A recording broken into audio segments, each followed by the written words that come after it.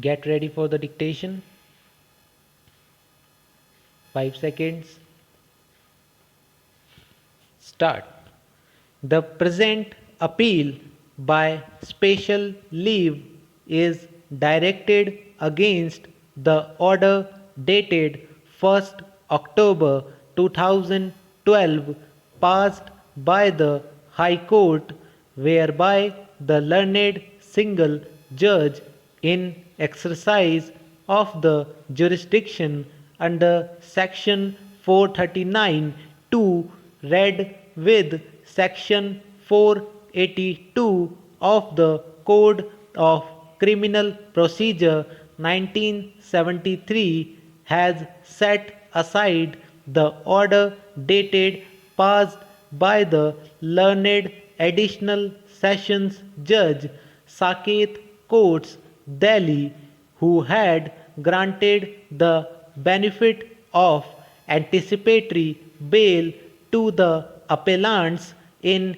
FIR number AA instituted for the offence punishable under section 420 IPC, registered at Police Station Defence Colony, New Delhi. The factual matrix that is required to be exposited for the purpose of disposal of the present appeal is that the second respondent filed an FIR against the present appellants alleging that both of them had conspired against him, and in furtherance of the said conspiracy they had subjected him to cheating, criminal breach of trust, and have misappropriated the money. As alleged in the FIR, the appellants allured the said respondent to buy a property situated at Lodhi Road, New Delhi, for which he paid an advance of rupees 1 crore. As the narration would unfurl, it was apprised by the appellants that the property comprising entire basement floor and entire ground floor with one servant and impartible share of ownership rights in the land underneath would be sold to him, and he will be delivered vacant peaceful physical possession. There are series of other allegations which would show that on the basis of oral agreement certain amount was paid on 30th April 2013. An agreement to sell was duly executed between the parties. It is also the case of the informant that remaining part of the amount, that is rupees 4 crores, was to be paid to the accused persons at the time of registration of the sale deed on or before 26th September 2011. As the allegations proceed, after receipt of the amount, the appellants disputed the amount and delayed the execution of the sale deed. On an inquiry being made, the second respondent came to know that the appellants had entered into an agreement to sell the said property to a third person. That was the foundation to lodge the FIR.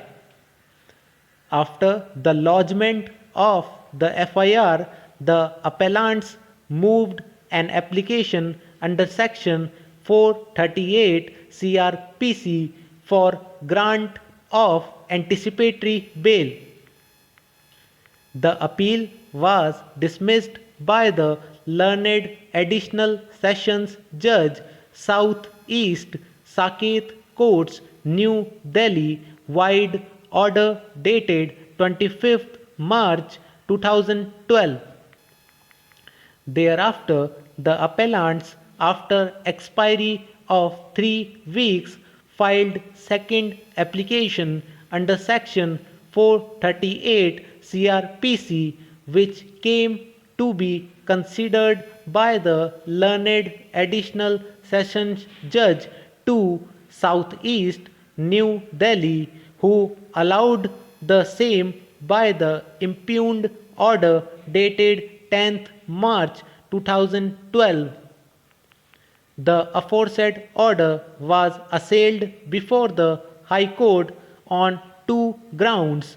First, the accused persons had misrepresented the facts and that there was no change in the circumstances, and second, the application for grant of anticipatory bail could not have been entertained by the learned Additional Sessions Judge 4 for the first application was rejected by the learned Additional Sessions Judge 6, South East Saket.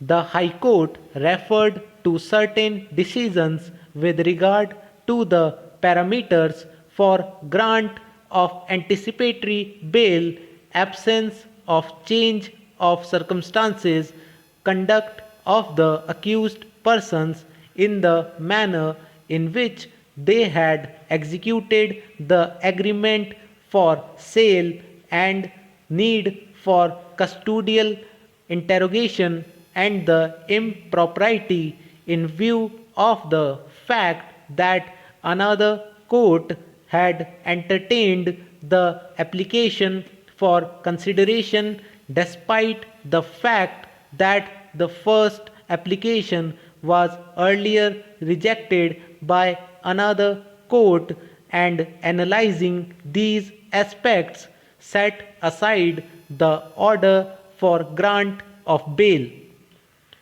It is necessary to state here that the High Court has drawn a distinction between an order passed which is perverse in nature, inviting the wrath of impropriety, and a cancelling order of bail due to supervising circumstances after the grant of bail.